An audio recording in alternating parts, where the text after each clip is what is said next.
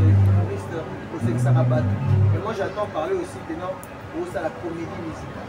Depuis qu'elle a la salle la comédie musicale, mais le spectacle, il y a un mindel, on a côté en route, mais ah, il y a la salle il y a un chouana. Le bâtiment moi touché au moment de battre travailler dans 4 mois, c'est là qu'on a ça va pour les bateaux. J'aime bien faire la comédie musicale parce que les faits sociaux, par exemple, les la musique, il y a des gens qui vivent dans la vie normale. C'est pour cela qu'on a la comédie.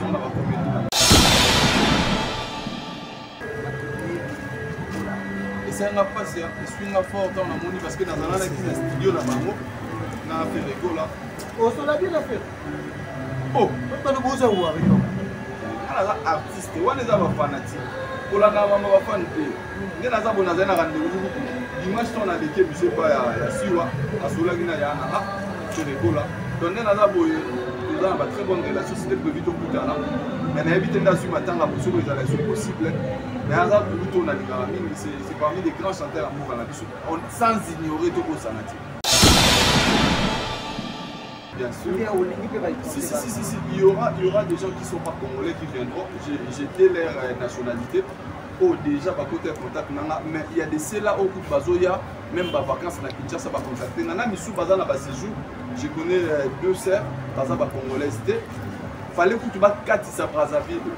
Le 5 pour que ma caméra mais pas poussi ba date pas poussi 2 jours dans l'hôtel parce que là pour assister à un spectacle. C'est pour cela que voyage voilà, je suis désolé, le spectacle sera 70% en français. Donc bateau Baoya parce qu'il n'y aura pas que des Congolais Baoya pour assister biso bateau Baoya ça dépend. Donc vous obligez tout ça là on a langue moi permettre de sur bateau. Donc on a apprécié à boulot là et on a présenté ma sincère condoléances à toute la famille. Comme la Bible dit, c'est Dieu qui donne et c'est Dieu qui répond. Ça vraiment des cœurs na bango. Nzambe azana bango. Nzamba batela libota baba o batikali et qui est l'artiste se repose en paix.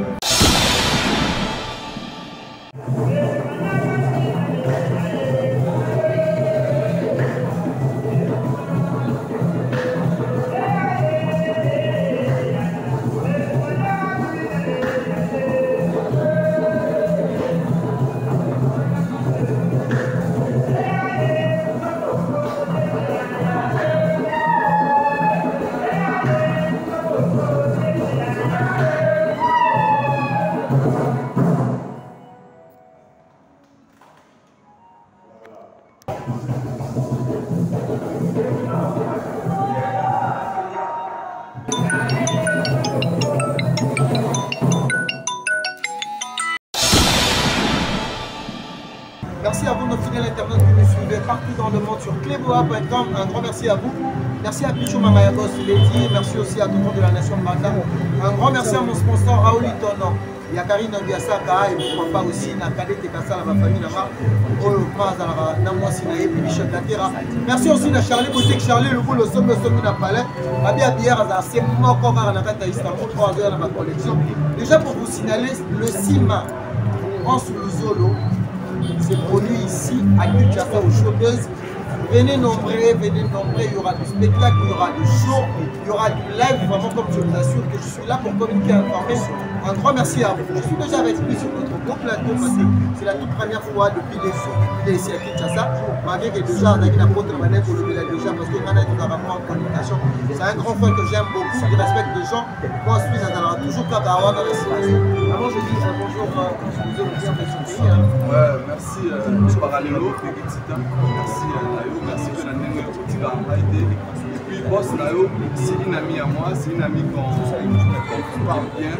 On a séqué la tournée, vous voyez ce qu'on a à Lyon ou deux ans à téléphone, même chose on a parlé la tournée. Ouais, on se disait, je viens d'annoncer déjà que vous avez un spectacle, c'est Sima, ici à Kinshasa. D'abord, c'est la toute première fois, parce que vous à trop Kinshasa. C'est la toute première fois que le projet sur France spectacle, parce que comme on a radio, on a la TikTok, on a via les réseaux sociaux. Mais et là, on y met ça qui est l'eau. On dit que vous avez un showbiz pour un spectacle. Et donc, les choristes internationaux, d'abord, production dans le roi. déjà pour ton information ils ont le droit de deuxième édition ils sont tous à Kitambo la son et lumière ils ont le droit autre parce que ils ont chauffé c'est tout à fait normal ils ont en plein il y a pas casse au moment où ils ont transpiré donc au moment où ils ont révélé la danger moi on a chobina au sala tout donc ils ont chauffé c'est quand même la ville après il faut avant on a kende on a trouvé dans les affaires donc on a OK juste après il y a un affaire donc c'est tout à fait normal communication ça l'andé va et puis nous ça les à l'intense c'est tout à fait normal. Pourquoi la comédie musicale tu as ajouté ou comment aujourd'hui parce que les deux gars plus humoristes au sexe arabe mais moi j'attends parler aussi maintenant au ça la comédie musicale depuis Kalana Sala la comédie musicale mais le spectacle il y a mindele ndena on a côté en mais ah dia na sala ya mushuwana to bati pe moi toucher au moment de ba travailler na 4 ba c'est là pour na ça ba na poler ba tout quoi j'aime bien faire la comédie musicale parce que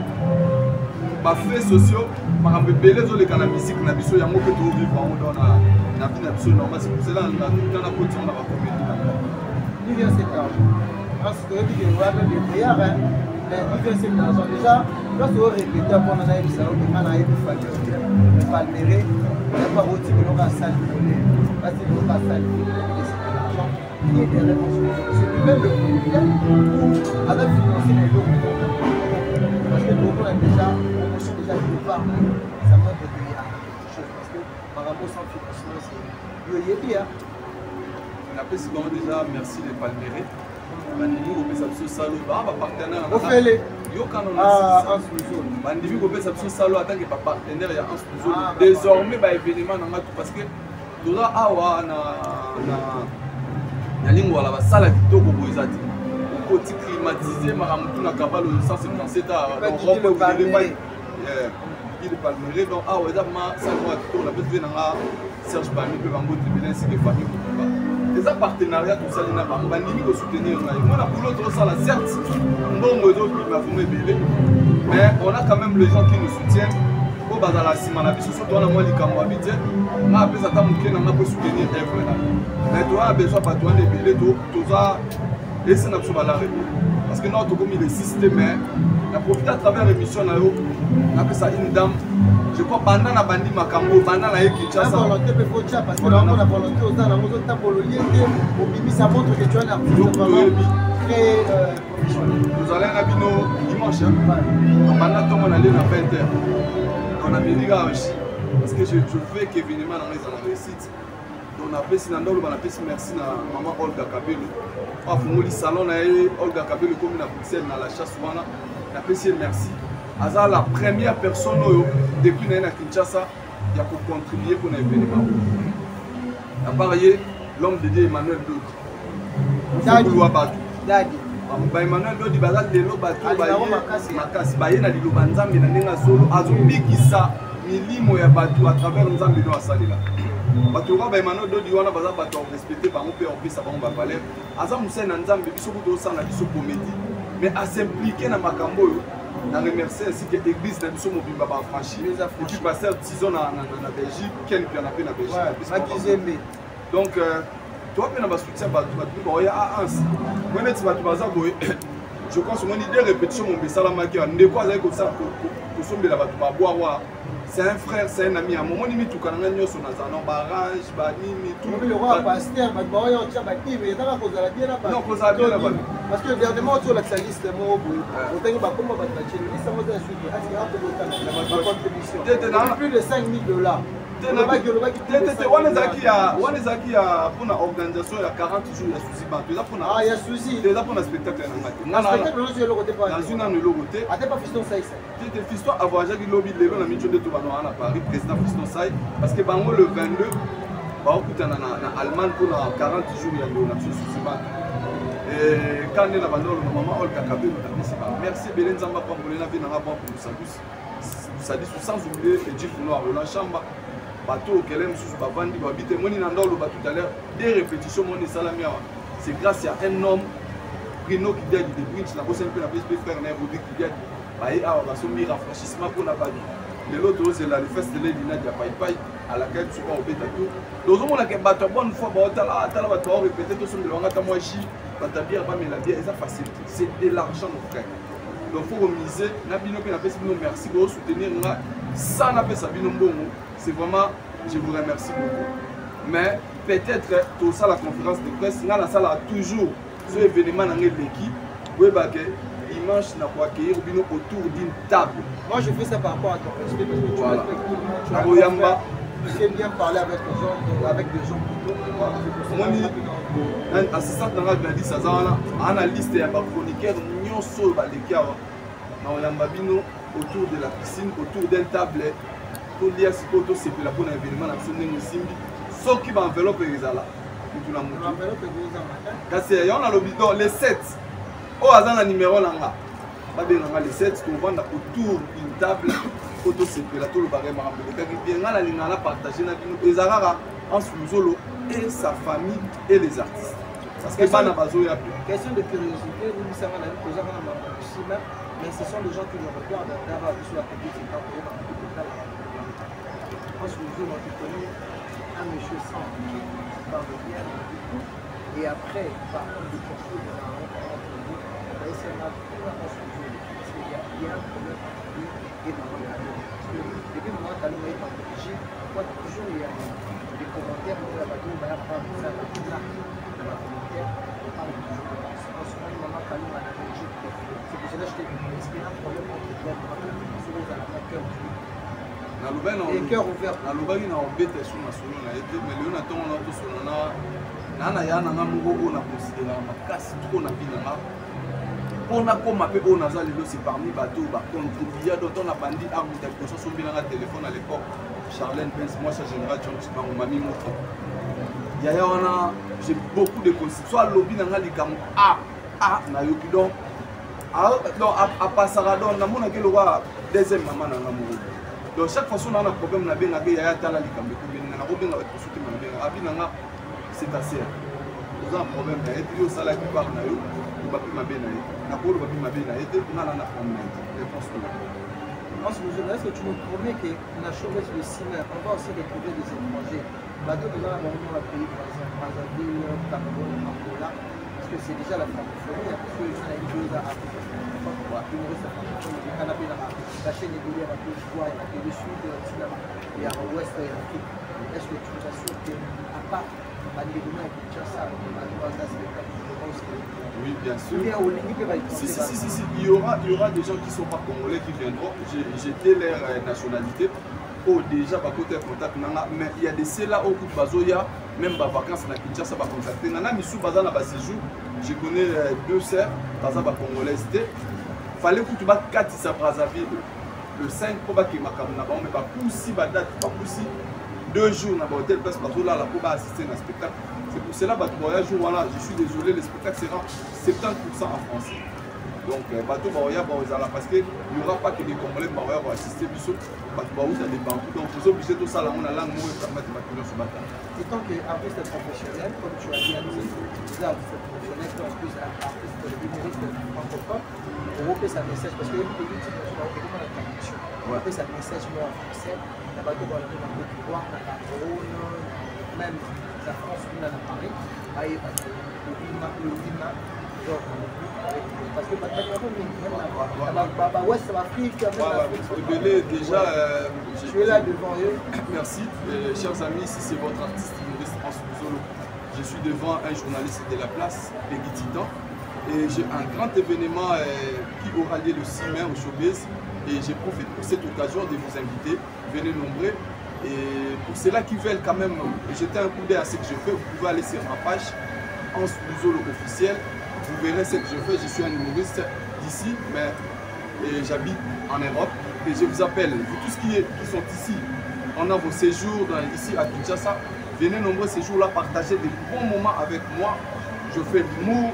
Je fais la musique, en même temps il y aura des ballets. Dans le ballet, c'est des danses traditionnelles. Il y a toute une équipe qui sont derrière moi. On est en train de se préparer pour vous. Alors, si vous êtes à Kinshasa, je vous convie de venir nombreux ces jours-là, les 6 mai au Showbiz. À partir de 15 h, nous allons commencer notre spectacle. Donc, à toutes et à tous qui aiment bien votre frère la grinoterie, je vous invite invité dans le 6 venez tutoyer, venez grignoter du rire, apportez vos Vicks. Parce que le tibia, il va te couper. Je vais vous couper les... C'est le côte, c'est pas le tibia. Le côte, les poules, ils vont se plonger. Je vous invite, ne manquez pas. J'ai dit, je profite pour dire bonjour à Boss Dick, Michou Mangaya, et sans oublier David Mangaya, le Boss Dick. Vous sentez que nous avons des gloires et ça, Crédit Lyonnais, bienvenue Kukunda. Je suis en Angleterre, je suis en John Ngela. Merci à tous nous sommes réconfortés. Patricia, Patricia la jumelle na Bruxelles, Maman Jani, la Bossanité HP, Pemba, Yo Bigara, Montevana Lola. Tu comprends la dame, parce que vous fait des colons. Un mot pour ça. Tu connais ce qui vaut la vie. Bien sûr, parce que nous allons bien c'est pas le pouvoir, c'est maintenant. Et c'est un passé, je suis un fort dans la monnaie parce que dans un studio là-bas, on a fait des go là. Oh, ça l'a bien fait. Oh, on a le beau avec nous. On a artiste, on a des fanatiques. Pour la gamme, on va faire un peu. On a des rendez-vous. Dimanche, on a des quais, je sais pas, il y a Siwa, à Soulagina, il y a un c'est des go là. Donc, on a une très bonne relation, c'était prévu tout le temps. Mais on a évité d'assumer matin la possible les relations possibles. Mais c'est parmi les grands chanteurs d'amour sans ignorer tout le sanati. Donc on a apprécié à boulot, on a présenté ma sincère condoléance à toute la famille. Comme la Bible dit, c'est Dieu qui donne et c'est lui qui reprend. Ça a vraiment des cœurs dans le monde. Nzambi azana bango, Nzamba batela Gota, Baba Batikali, qui est l'artiste se repose en paix. Pour Kanisaïra. À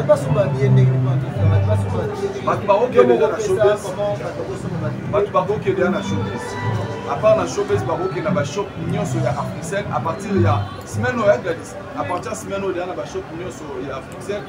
Même Orange Money, il y a un peu ça. On a mis bien à Bruxelles. À Bruxelles, il y a Afriman. Voilà, Afriman. Il y a un tatouage. Donc, on a préféré que son avant pour les alater. Comme les jours aussi, effectivement, pour le style, ça a été beau. Na zui bateau ba bengi nga yelo ça na mami mo kishale David Mangaya somi déjà 1000 billets déjà ouais David Mangaya somi 1000 billets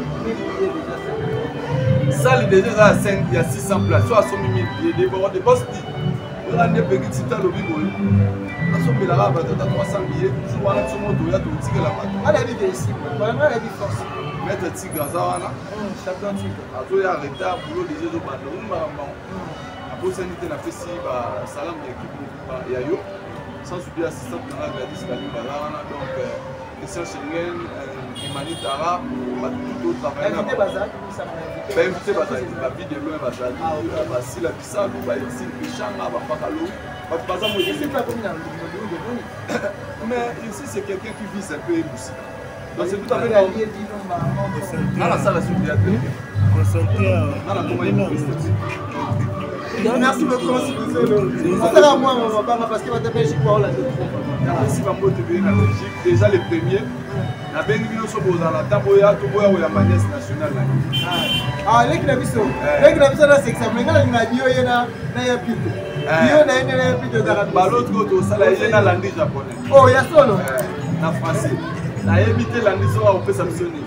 Donc moi on a vu les premiers au bazar attend comme c'est star donc na 19h juste Bruxelles Airlines les autres na aéroport en Chili ba yo ta chiu ba ya pas pizza to ya merci beaucoup pour le respect de la presse on est là on va vous soutenir jusqu'au je pense que déjà c'est une réussite merci la vie des Arabes vous trouvez là-bas c'était là Hans Muzolo, l'artiste, donc humoriste international francophone. Vraiment, je vous invite le 6 mars, venez nombreux, savourer vraiment l'ambiance, savourer la bonne culture avec notre star, notre humoriste Hans Muzolo. Donc, merci à toi Malala, merci à Maître Tigre, merci à Charlie Boutique, au sommet il a parlé, Maître Tigre de Bandal, Zamba Bandal. Donc, c'est là Charlie Boutique aussi à Maïté. Merci à mon ami Margot Mopati Sango, donc un homme intelligent. Merci à tout le monde qui a MP4 qui est là. Merci vraiment à vous. On se retrouve à la prochaine, restez prochains sur notre chaîne. Chalet Cham à l'appellation bien contrôlée. Kadi Viminde, vraiment merci à toi. Merci aussi à Héritier Ndjadi, Leteta. Merci à Blanchard Londolé. Aux gens ont besoin aucun Turquie Mobimba. Benga petit temps, 3 jours aux visa. 3 jours aux visa. Vieux Blanchard Londolé, R9 depuis Istanbul. Vraiment, tous les là, Elongo, Gigo, là, vraiment, Nenga qui a tiré. On se retrouve à la prochaine.